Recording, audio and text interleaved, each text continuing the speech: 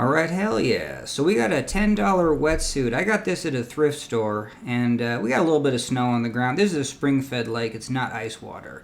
But we do jump in 3 times, and then we're just fine. We do a full paddle sesh. And then so after these 3 jump-ins and then pull myself back in, we kind of talk about how you can put fleece on. Now, I didn't need to. I was just fine.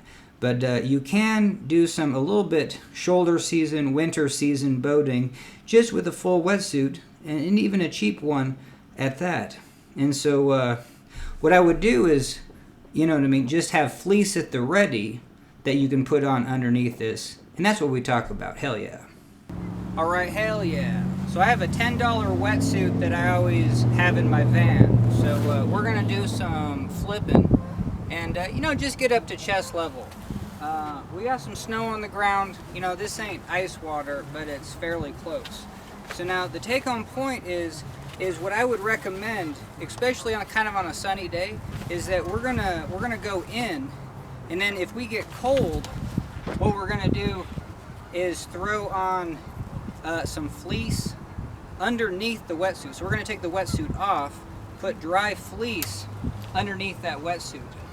So I have a fleece top, fleece bottom. I even have this down vest, you know what I mean, just cheap as from the thrift store.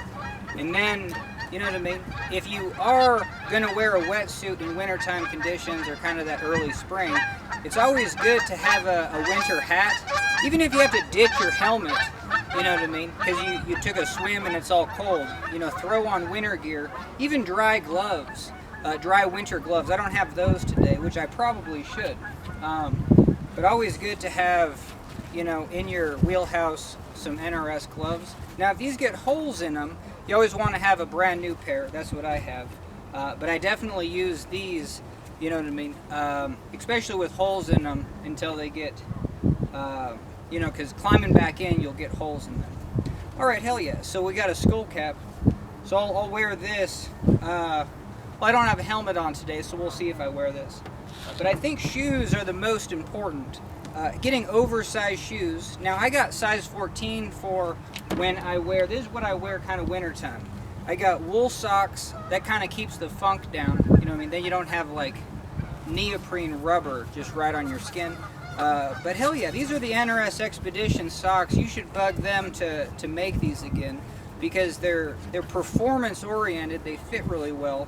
You know what I mean, compared to some fishing waders socks. But hell yeah. But I don't know, you can just kind of layer up.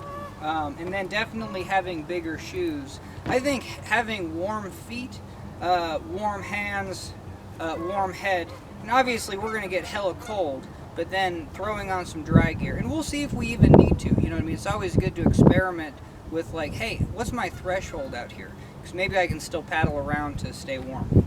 Now again, the take-home point is try to find a wetsuit, try to get it oversized. There's no reason to get like an older wetsuit that's too tight.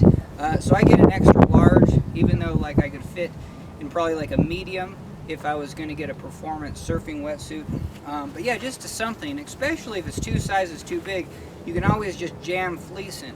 And I guess the last take-home point is that if you forgot your dry suit, hell yeah, you just have this at the ready. So booyah. I definitely recommend a $10 thrift store wetsuit, and let's do it.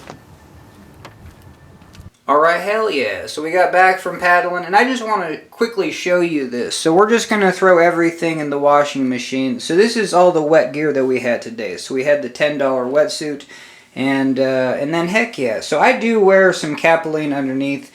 We got some Capeline, some underwear, and then I wore even a Capeline top, and then a Capeline over the wetsuit, shorts, and then for sure these wool socks. So we had the wool socks, the neoprene, heavy neoprene, and then the gloves. Now, I always make sure to flip these inside out, else they just never wash and they never dry. So I got some pliers to flip those inside out. But hell yeah, this is such a great idea for a road trip, just to have a cheap wetsuit in your car. Goes a long way. And heck yeah, and I just throw it in the dryer too, so I don't have to take any special care with this wetsuit. Alright, so that kind of does it. Thanks for joining me, and that's a video.